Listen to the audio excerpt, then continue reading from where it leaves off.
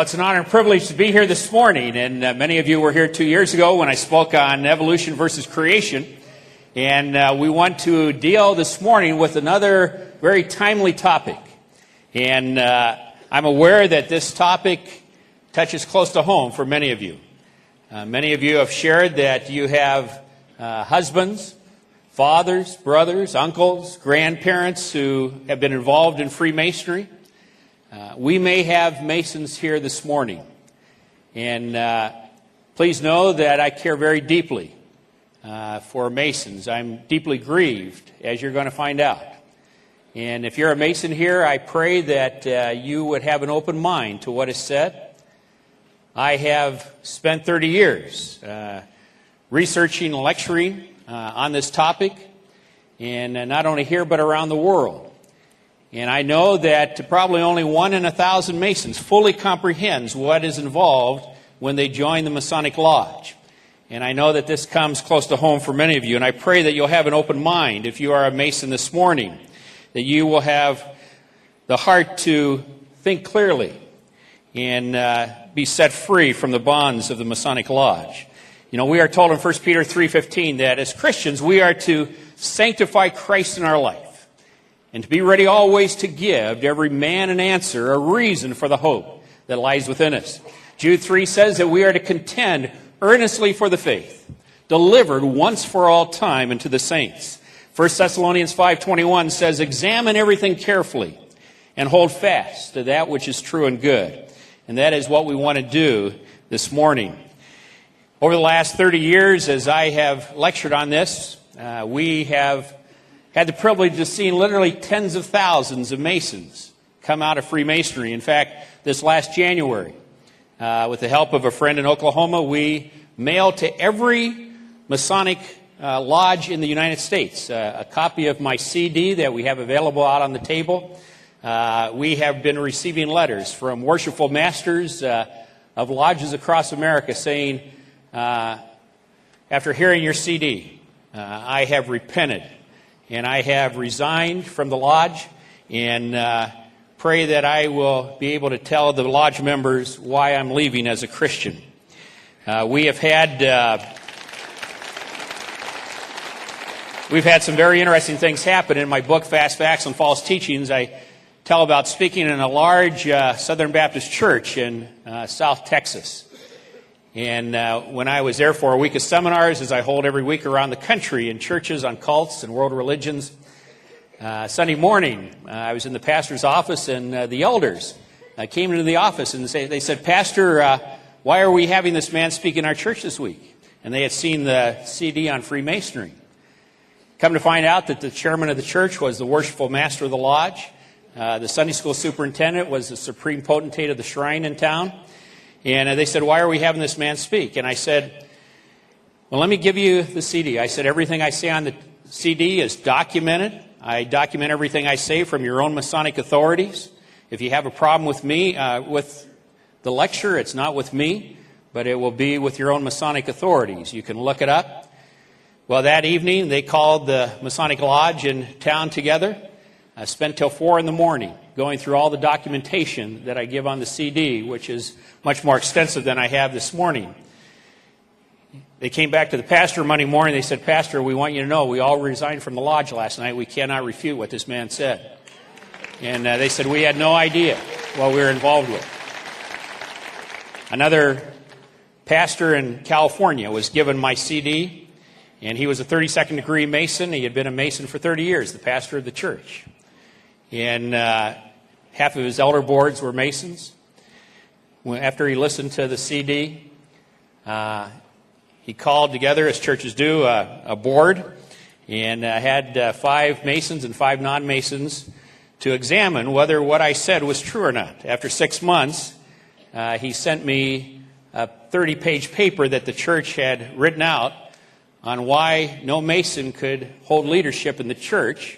The pastor had resigned from the Masonic Lodge and repented of it, and we are seeing this happen all over the country. In fact, I had an 85-year-old gentleman call me from Lubbock, Texas recently. He said, I've been a Mason for 60 years. And he says, I've been a Shriner for just as long. And he said, I always felt there was something not quite right with it, and somebody gave me your CD this last week. And with a feeble voice on the phone, this 85-year-old man said, I just want you to know, after 60 years in the lodge, I resigned this week. He said, I had no idea what I was involved with.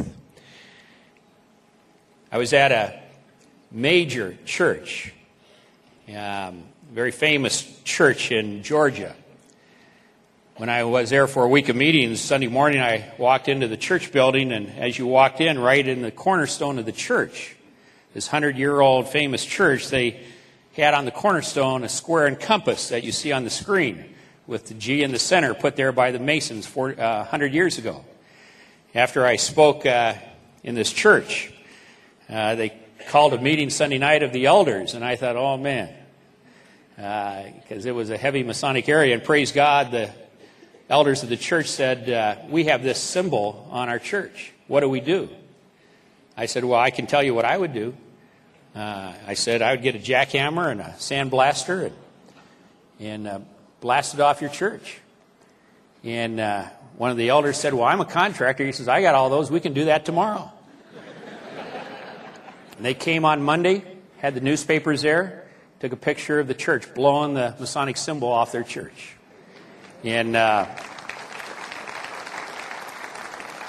what I'm going to share today is going to shock some of you as we peel away the veil of Freemasonry. And praise the Lord, we're seeing tens of thousands of Masons set free. The Dallas Morning News recently reported that the membership of the Masonic Lodge in 1980 was 4 million members. That since then, in 1980, it is now less than 2 million Masons that are left in the United States. I understand that many men join the Masonic Lodge for a variety of reasons, because their family, their father, their grandfathers were in it. Some go into it out of peer pressure. Their friends are in it. Some view it as a way of having business advantage in the community. Some view it as a fraternal organization or a social club of good old boys. Some are allured by the secret mystic rituals. Some see it as a means of self-development and philanthropy. And all these reasons. We don't have time to go into all the history of it. Freemasonry was begun in 1717 in England when the first Grand Lodge was formed. Here in the United States, the first Grand Lodge was established in 1729.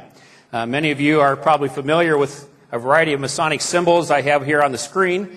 The square and compass we're going to talk about. The Washington Monument in Washington, D.C. We're going to talk about. On the back of every dollar bill you have the Masonic symbol of the unfinished pyramid and the all-seeing eye, and we'll talk about what that means. Only men are allowed to go into the Masonic Lodge, and I'll talk about why only men are allowed to be Freemasons. And because of that, many wives were saying, what's going on inside this secret society that you keep going to? And so to appease the women, they started the Order of the Eastern Star for women, started D. Malay for boys, Rainbow Girls and Job's Daughters for young ladies. And these are all part of the Masonic system. You have in Washington, D.C., the House of the Temple, the headquarters of Scottish Rite Freemasonry, which is only a couple blocks from the White House in Washington, D.C. In local communities, you have Masonic lodges like the Albert Pike Lodge that is near my home in Minnesota.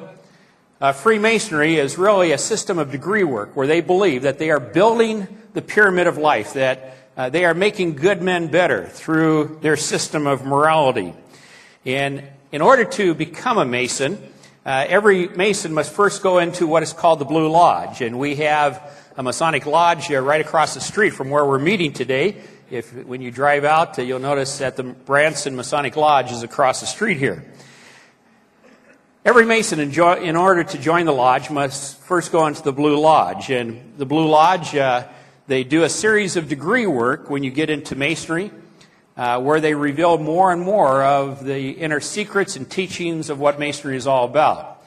The first time you go into the Masonic Lodge, you go into what is called the Inner Apprentice degree. The second degree is called the Fellow Craft degree and the Master Mason degree.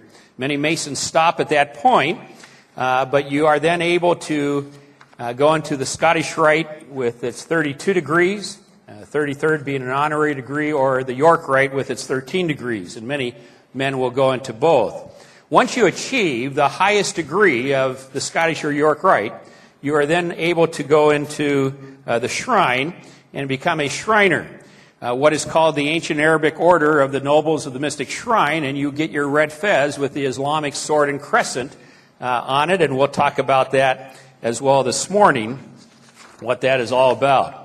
But in order to become a Mason, you have to be invited by another Mason into the Scottish Rite, into the Blue Lodge. Freemasonry has many characteristics, as Brandon said, of the secret societies, an oath of secrecy that imposes death on the betrayer, secret passwords and handshakes that you learn in the lodge, rituals that relate a mystical history of its origins, and a mimed ordeal of death and rebirth. No one can become a Mason unless sponsored by someone who is already a Mason, though it's interesting that today, because of the decline in membership, for the first time I have been seeing advertisements in newspapers around the country for men to join the Masonic Lodge, which was unheard of a few years ago. Freemasonry is, in its own words, a peculiar system of morality, veiled in allegory and illustrated by symbols. And many of these symbols are taken from stonemasons and play a vital part in Masonic rituals and teachings, as we will see. Now, to be initiated into the Masonic Lodge, how do you join? Well, the first thing that is required is for every man who joins the lodge to go through an initiation ceremony. And if you are a Mason, you have gone through this. It is universally observed around the world. The first thing that happens is that a candidate to be initiated into the lodge is first blindfolded. His left trouser leg is pulled up above his knee. He has a noose or a cable tow put around his neck. And then with this noose around your neck, you are blindfolded. You are brought by the tiler or doorkeeper to the threshold of the lodge, and there the inner guard will put a point of a dagger to your bared breast. You are then led into the lodge, and there at the lodge is an altar set up. Every Mason will come blindfolded with a noose around his neck, and they will bow before this altar. And behind the altar will stand a man who they call the worshipful master of the lodge. And the worshipful master is the chief officer of the lodge.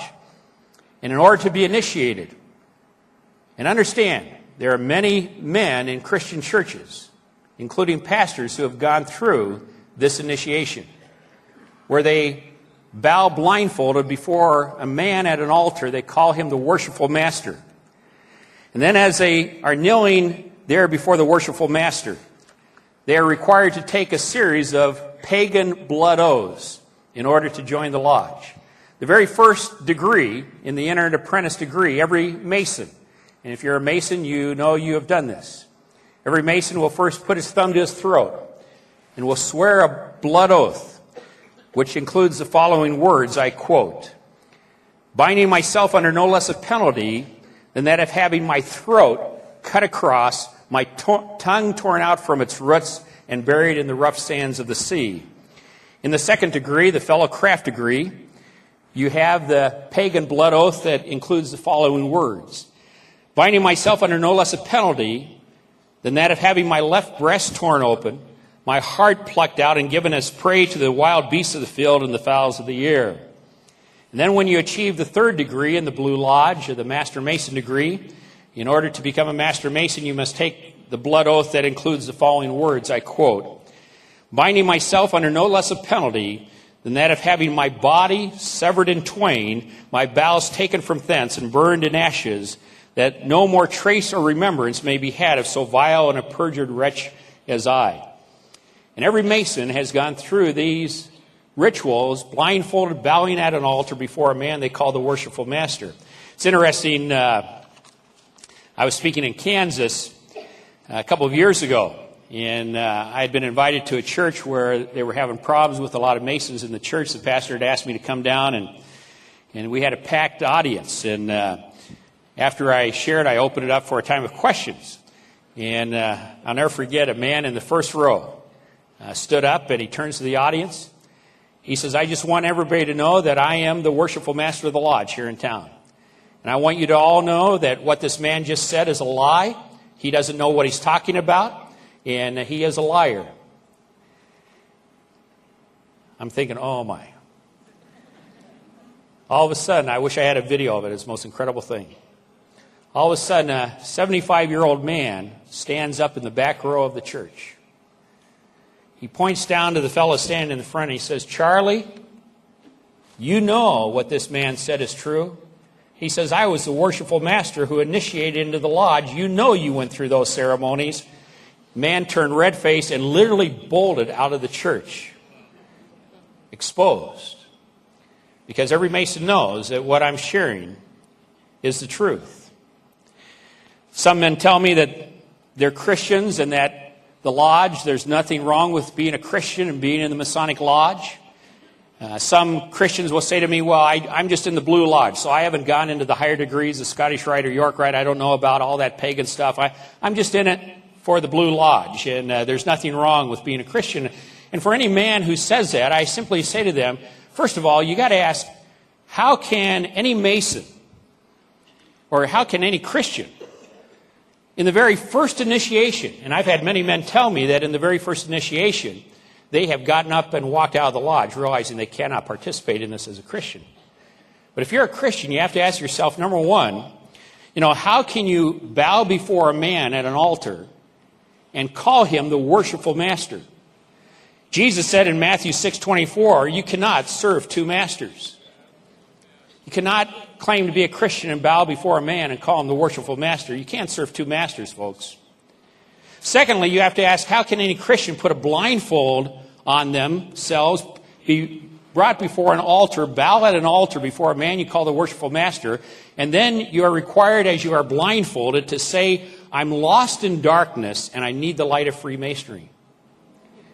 Have you ever read 1 John 1? 1 John 1:6 says, if we say we have fellowship with Christ and yet walk in darkness, we lie and do not practice the truth. For any Christian to bow at an altar before a man he calls the worshipful master and says he's lost in darkness and needs the light of Freemasonry, the Bible says you are living a lie and the truth is not in you. Thirdly, you have to